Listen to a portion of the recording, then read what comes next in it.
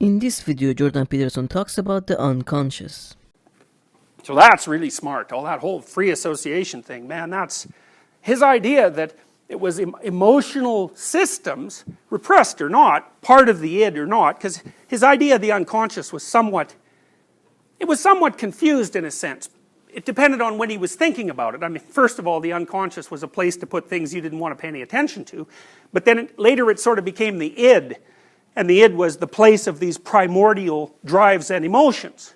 And so it's not a bad model of the unconscious, you know, especially if you think about it as something alive. And the unconscious is alive, it is not a cognitive machine. And, you know, modern psychologists talk about the cognitive unconscious. It's like, yeah, right. There's a cognitive unconscious. It's like, well, what about the rest of them? You know, the motivational unconscious and the emotional unconscious and those things. So the affective neuroscientists are onto that anyway, so it doesn't really matter. But, you know, Freud got there way early, and, you know, he would note that you see this all the time. You're talking to someone, they're mad at you, you know, and you say, well, you're mad at me. And they go, well, no, I'm not. And, you know, and their face makes it perfectly evident that they're mad at you, and so does their tone of voice. It's like, okay, are they lying? Are they repressing? Or are they just more than one thing at the same time? Well, you know, each of those ideas is a perfectly good idea, but it's certainly clear that the thing you're facing is by no means a unified phenomena. You say, well, you're mad at me. And they go, no, I'm not. It's like, sure you're not, you know, and if you poke and prod them and irritate them and get them to talk, eventually they'll probably figure out why they're mad, because maybe they don't know, or they weren't willing to admit it to themselves, or they hadn't fully articulated it, and then maybe they'll tell you. Usually they'll cry first, and then they'll tell you. Well, that's how it is, right? If you watch how these things progress, it's like it isn't until something collapses in some sense in the person that, and they sort of soften, I guess they let their persona drop or something like that. Until they soften, they're not going to tell you what's going on. So they're defended, you know, and that's another Freudian idea. You defend yourself against certain phenomena and certain truths. It's like, yeah, you certainly do that. And, you know, you do it about, you pretend that other people are other than you know them to be. People do that all the time when they're in a relationship that they should have ended like a year ago, if they had any sense at all, and they know it, and it's like, oh no, you know, this is going to work out. And they use that stupid voice, which means that you're only talking from here, right, because they're ignoring the entire rest of their body and what it's saying. They know perfectly well that's absolute rubbish. They have no way of explaining to you why they're doing it. They don't know themselves. It's like Freud. He knew what he was talking about. You know, and if you observe in your own behavior your proclivity to do absolutely absurd and self-destructive things at the drop of a hat and be entirely unable to control it, you know, I mean, we talked a little bit about eating disorders. It's like, there's like 80 or 90 of you in this room. That means at least 30 of you have an eating disorder. So you're like having this horrible battle with your hypothalamus for all sorts of weird reasons. And, you know, that's sort of the modern equivalent of Freudian sexual psychopathology, because, you know, we can sleep around, but we don't know how to eat anymore. So I don't know if that's much of an improvement. So this is Freud. The mind is a composite of contradictory drives. And Freud actually wasn't really a drive theorist, because he was more sophisticated than that. You know, because really when he talks about drives, in the broader context of his writing, it's clear that he's talking more about subpersonalities, because these drives manifest themselves as living entities with their own emotional systems, their own thoughts, their own impulses, even their own ability to speak. And you know that's true because now and then you say something when you're angry. You think, well, I wish I wouldn't have said that. It's like, who's doing the wishing there exactly?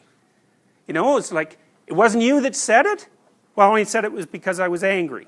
Well, that means you're not your anger. Well, that's Freud's point. Ego, id. Id is anger. It is the thing that bubbles up all these impulsive actions and statements. And you're going to detach yourself from that sucker as soon as you can, and you're going to expect people to forgive you for it. Like, I wouldn't have said that if you wouldn't have made me so angry.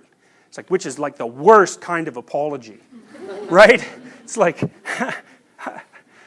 I did something rude to you because you're horrible and I'm your victim. It's like, that's a great apology. So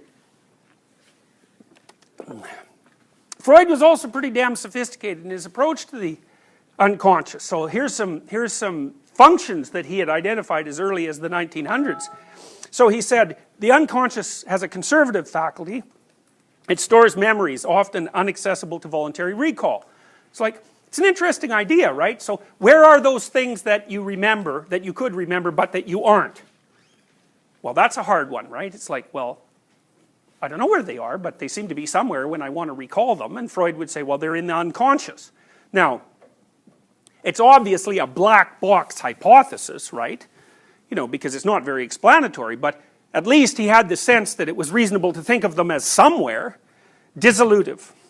The unconscious contains habits, once voluntary, now automatized, and dissociated elements of the personality, which may lead a parasitic existence. Man, that's smart. You know, the idea that if you did something habitually, that would produce an automatized system. You know, we didn't get there with neuroscience until maybe the last 20 years when we actually figured out that is what happens. You know, when you first start doing something, if it's complicated, your whole brain is involved in that. That's why it's so exhausting, because you're really not good at it, right? So you're stumbling around like you're trying to learn a piano piece, for example. You know, you make mistakes and you're just a klutz at it.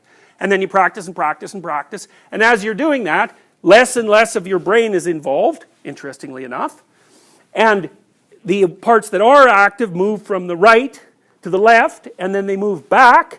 And as they move back, they get smaller and smaller and smaller until you have a little habit machine that enables you, say, to play that piece of piano music, or that is really good at liking cocaine, depending on what you've been practicing, you know. And then that's a little monster in your head, especially if it's associated with something like cocaine, and good luck getting rid of that. Because you've automated it and built it into your biology. And Freud would say, well, then the thing just runs as an autonomous unit. It's like, yeah, that's right. He nailed that. It's exactly right. Creative. The unconscious serves as the matrix of new ideas. That's smart. That's smart. Often when you're coming up with new ideas, you actually free associate as well. People call that brainstorming. So good work, Freud. That was real smart. Mythopoetic. The unconscious constructs narratives and fantasies that appear mythic or religious in nature. It's like, well, Jung took that and just ran with it, right? But Freud never quite made the connection there, unfortunately, because he was so interested in hammering home the point that human beings were biological creatures. He never really was able to grapple with the idea that, well, yeah, we're biological creatures, but the mythopoetic function is a biological function. And so to say that religion is only a defense against death anxiety is actually contradicts his own theory. Now, Jung pointed that out to Freud. He said, well, you know, there's a bit of a logical problem here. And Freud said to him, and this is what caused their break, it doesn't matter. If we don't go down the biological determinist route, so to speak, then we'll be overwhelmed by a tide of occult nonsense. And of course, well, that happened. There was the Nazis first. They were pretty good at occult nonsense. And then there's the whole New Age movement. So, and you know, Jung is tangled up in that, even though I don't think he's responsible for it. So Freud wasn't going to go there, and he had his reasons, you know, but Jung thought, well, that's just not, I'm going there, and that's because Jung had a mythopoetic imagination of incalculable complexity, and that was just where he was headed.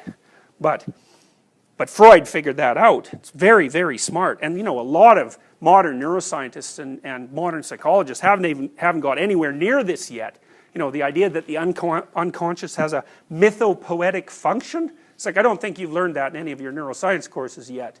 But it's coming, you know, I mean, it's the case, obviously. Since we have mythopoetic structures, they came from somewhere, and they're not just stories, you know, that's just not a sophisticated way to think.